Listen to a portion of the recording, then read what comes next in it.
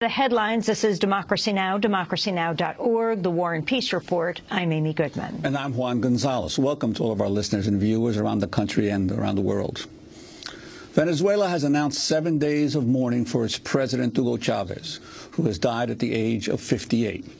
Chávez died after a 2-year battle with cancer that was first detected in his pelvis in June of 2011. He had suffered multiple complications following his latest operation in Cuba on December 11th and had not been seen in public since then. News of Chávez's death was delivered Tuesday in an emotional address by Vice President Nicolás Maduro. We accompanied his daughters, his brother, his family members, and we received the hardest and the most tragic of news that we will ever transmit to our people. At 4:25 in the afternoon today, the 5th of March, Comandante President Hugo Chávez Frias died. Hugo Chávez's body will be taken in a procession to the military academy in Caracas, where it will lie in state until his funeral on Friday. Venezuela's schools and universities have been shut for the week. Vice President Maduro will assume the presidency until an election is called within 30 days. Foreign Minister Elias Jaúa told state television that Maduro would also be the candidate of Chávez's governing United Socialist Party. El presidente leyó correctamente la Constitución el 8 de diciembre en la última. The president read the Constitution correctly on December 8th during his last public speech that he was able to give, and it is clearly established what will follow and what we always defended. He is gone now, and the vice president assumes power, and we hold elections in the next 30 days. That's the mandate that Hugo Chávez issued last December 8th, and he asked all of his Bolivarian revolutionaries to accompany Nicolás Maduro in this task, and that is what we are going to do. Meanwhile, Venezuelan opposition leader Enrique Capriles, who was defeated by Chávez last October, offered his condolences to the president's family and called for unity as the nation mourns. To the government, who are burdened with the principal responsibility of guaranteeing coexistence in freedom and in peace, we hope, like all Venezuelans do, that they act in strict accordance with their constitutional duties, and our national armed forces should remain for all, because they belong to everyone, as it is in the Constitution in its proud history. Leaders from around the world sent their condolences to the Chávez family. Some allies, like Ecuador, called for national days of mourning in their own country.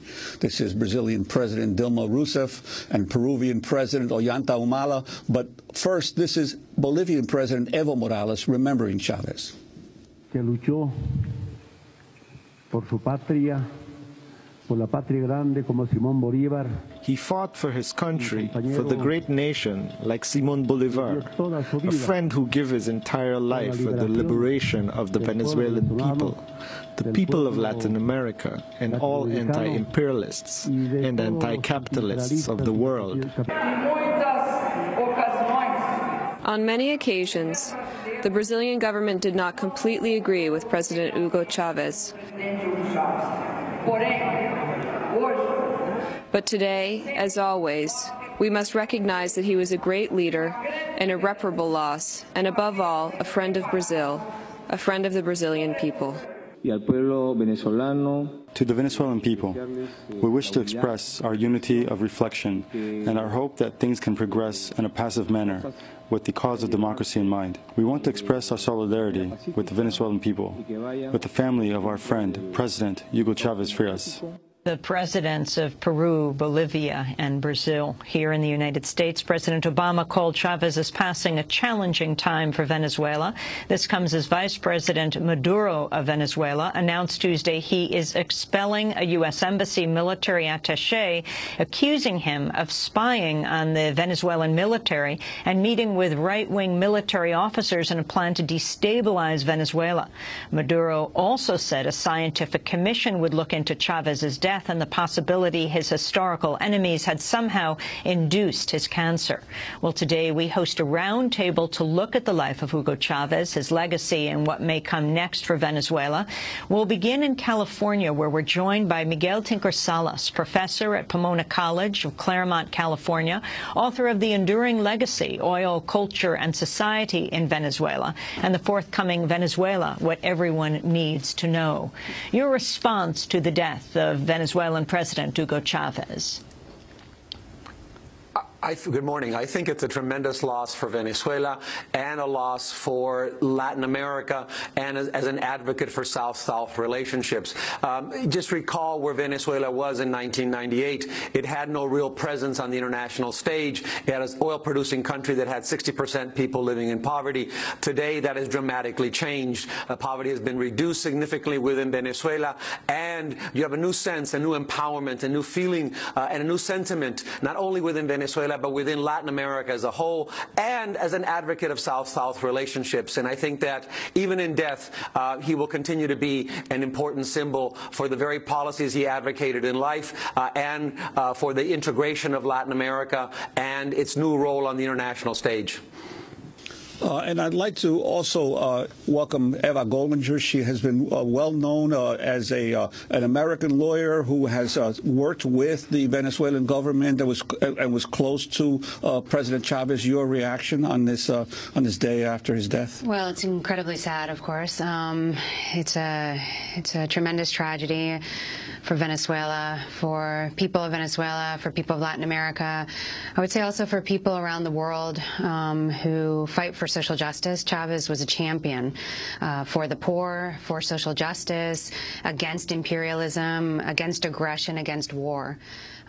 He's someone who has left an extraordinary legacy, not just in his own country, I think, but around the world. It's an unbelievable tragedy that someone so young, with so much energy, with so much charisma, and with so much determination to continue building his great country and this concept of La Patria Grande, the great homeland in Latin America, would leave us so soon. So I think that Venezuelans and peoples around the world are going to mourn seriously his loss. From two Venezuelan Americans, we go to Greg Grandin, also in our New York studio, currently a Coleman Fellow at the New York Public Library, author of Empire's Workshop, Latin America, the United States, and the Rise of New Imperialism. His most recent book, Fordlandia, was a finalist for the Pulitzer Prize in History. His new book is called Empire of Necessity. It'll be published later this year. Greg Grandin, talk about who Hugo Chávez was. Give us a little short history of his life. Well, in many ways, if you look at how his life tracks the history of Latin America, it's quite amazing. He was born a few days after the 1954 coup in Guatemala that drove Jacobo Arbenz from power. And that coup, in many ways, culminated the subordination of Latin America to the United States in the Cold War. Because the U.S. was involved. The U.S. led that coup, yeah, and that happened in a few days. And his life pretty much ran the whole trajectory from that moment forward of U.S. power in Latin America. It saw the rise and extension of U.S.-backed militarism throughout the region. Venezuela, a little bit less than some of the other more homicidal anti-communist countries, but nonetheless, Venezuela was closely allied to the United States during the Cold War.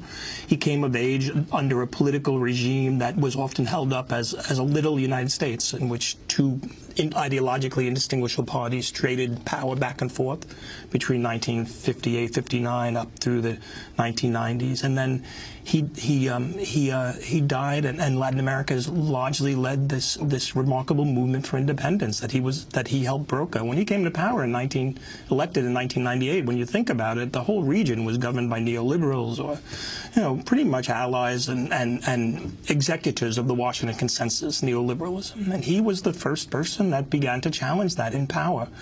Lula in Brazil, Luis Ignacio Lula da Silva was elected in 2002, Nestor Kirchner in 2002, Evo Morales a few years later, Rafael Correa in Ecuador. But it really was, in some ways, Chavez that led that remarkable, incredible movement that's world historical. It's unprecedented. And one point I made in my column in the Daily News today on Chavez is that to the degree that he was seen by the United States and Europe as the most radical of Latin American leaders, he created space for an enormous diversity of other left-oriented leaders that seemed almost more acceptable to the West up against the figure, the lightning rod figure of Chavez. Yeah, for a long time, Washington policymakers and opinion makers were trying to create this this idea that there were two lefts, a good left and a bad left in Latin America, a vegetarian left and a carnivore left.